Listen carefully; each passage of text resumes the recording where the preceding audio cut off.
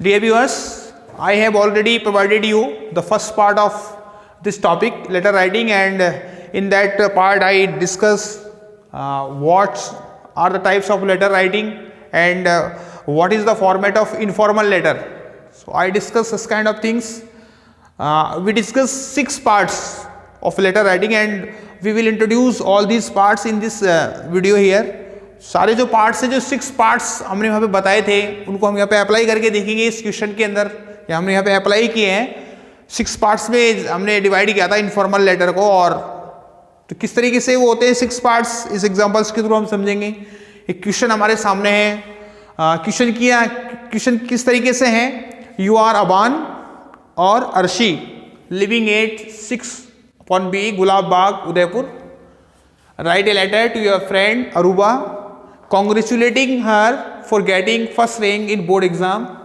You may take help of the following points. है ना?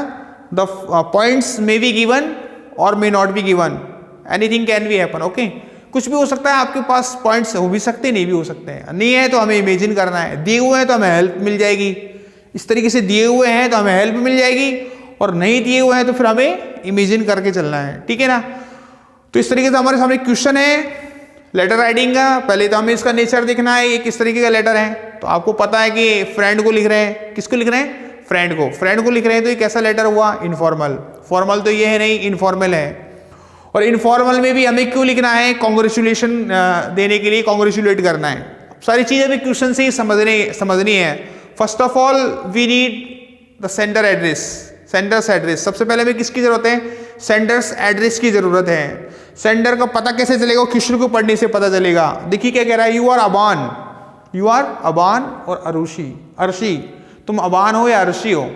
Living at 6/B Gulab Bagh Udaipur, पता चल गया कि आप अबान हो, कहाँ पे रह रहे हो, इस एड्रेस पे रह रहे हो, ये ना, ये एड्रेस पे आप रह रहे हो। ठीक है, तो ये सेंडर एड्रेस हो गया। और देख लेते हैं आगे, write a letter to your friend. Letter किसको लिखना है, letter to, write a letter, एक लेटर लिखो, किसको, टू, किसके लिए, योर फ्रेंड, अपने फ्रेंड के लिए। फ्रेंड कौन है, अरूबा। भेजने वाला क्लियर हो गया, कौन है, अबान या अर्शी, और पाने वाला कौन है, अरूबा।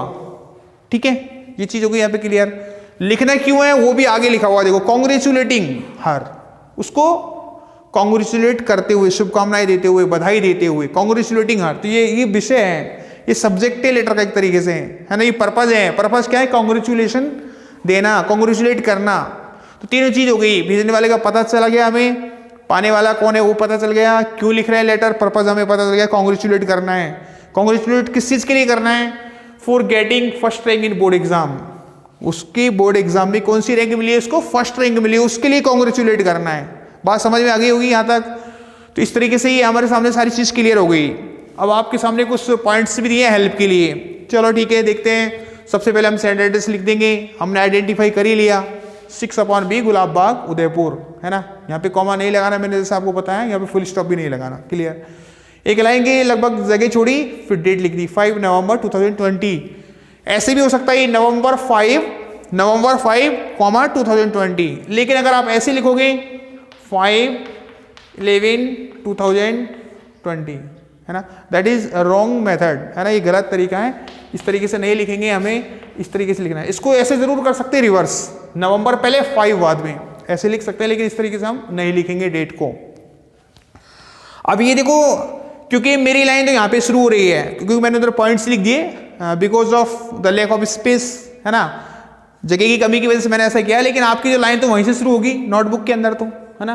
तो ये मतलब मार्जिन है, मतलब एक तरीके से जो हाशिया जो बना होता है ना नोटबुक के अंदर, वो वाली लाइन है ये।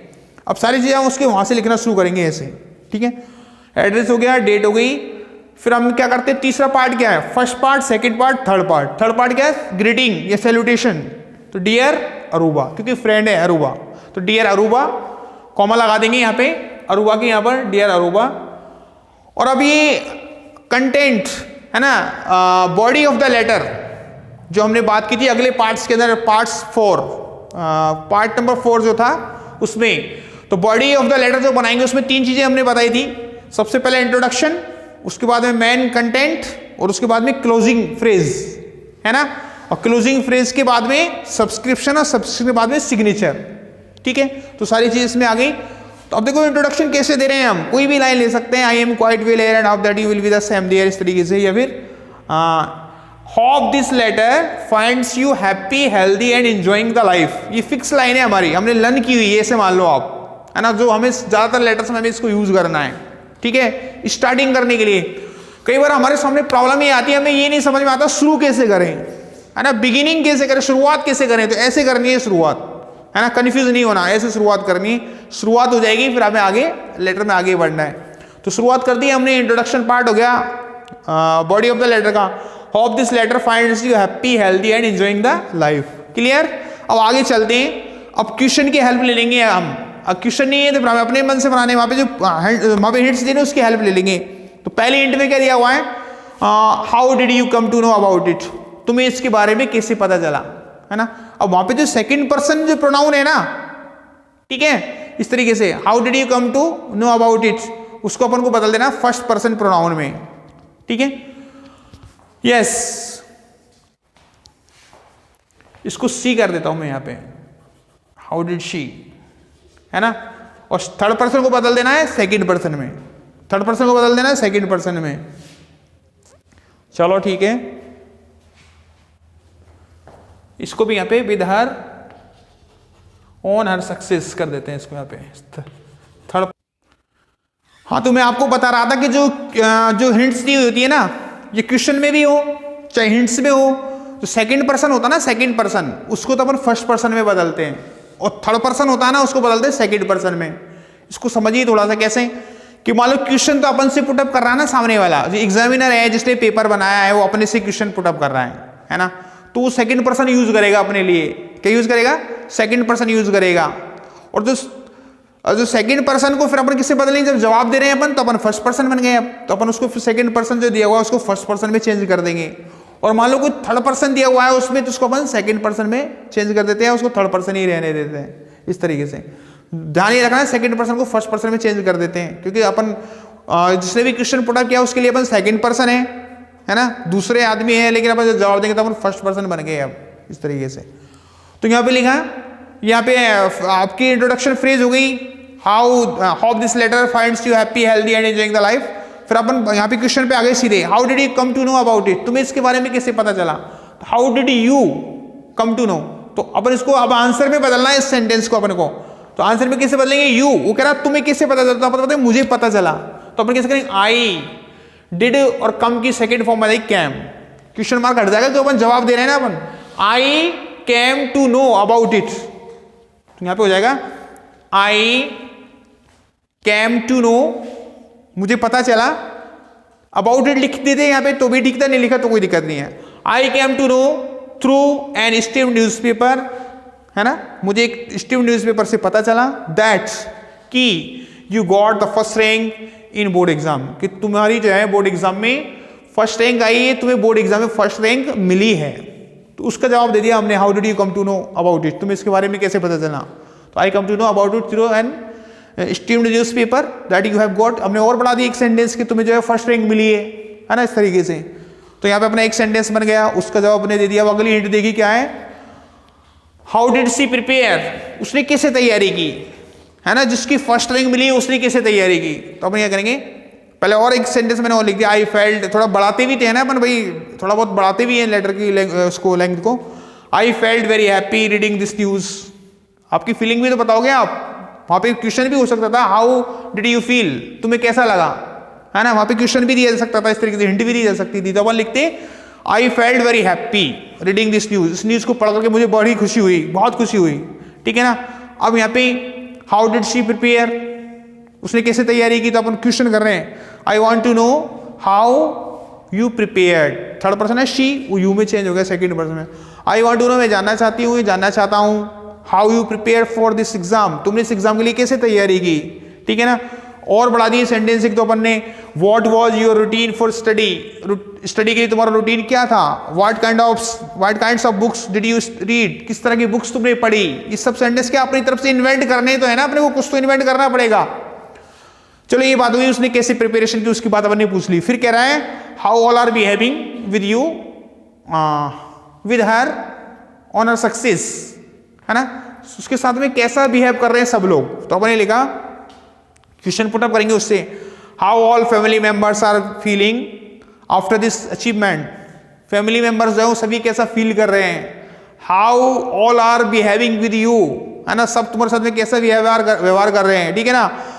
What kind of reactions are there of all the relatives या all known persons who visit you, जो भी लोग तुमसे मिलने आते हैं, जो भी तुम्हारे जानकार अनजान, है ना, मिलने जुलने जो आते हैं, उनको कैसा रिएक्शन होता है उनका तुम्हारी सक्सेस को देख करके। तो ये सब सेंटेंसेस अपन लिख सकते हैं, ठीक है। What kind of environment is there at your home, तुम्हारे घर पे अब किस तरह का माहौल है ना। Who are at your home presently, इस समय तुम्हारे घर पे कौन कौन लोग हैं, कौन कौन तुम्हें विजिट करना है, कौन कौन तुमसे मिलने के लिए आए हैं, लोगों के रिएक्शंस कैसे हैं। तो ये कुछ बातें हैं जो अपने मन से हम इन्वेंट करके और लिख सकते हैं। तो यहाँ पे अपना ये थर्ड पॉइंट हो गया। फिर अपना अगला है फोर्थ पॉइंट, वो है कॉन्ग्रेचुलेटर। अब अपन को कॉन्ग्रेचुलेशन भी देनी है ना, अपन ने बीच की बात कर ली, मेन पार्ट बन गया, कॉन्ग्रेचुलेशन भी अपन को देनी है। तो अपन ने यहाँ पे लिख दिया, I congratulate you for your grand success, मैं तुम्हें बधाई देता हूँ तुम्हारी ग्रैंड सक्सेस के लिए।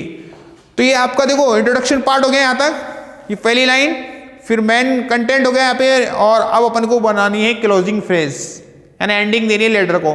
तो एंडिंग इस तरीके से दे सकते हैं अपन, मैंने यहाँ पे लिख दिया विशिंग यू बेटर हेल्थ, या तो आप लिख देते विशिंग यू बेटर हेल्थ, है ना, या ऐसे लिख दो wishing you better health and bright future, है ना, तुम्हें जो है बेटर हेल्थ और ब्राइट फ्यूचर की कामनाओं के साथ, है ना, शुभकामनाओं के साथ, है ना, ठीक है, with a lot of love, है ना, बहुत ज्यादा प्यार के साथ, कुछ भी लिख सकते हैं, एंडिंग दे रहे हैं लेटर को आप, ठीक है ना।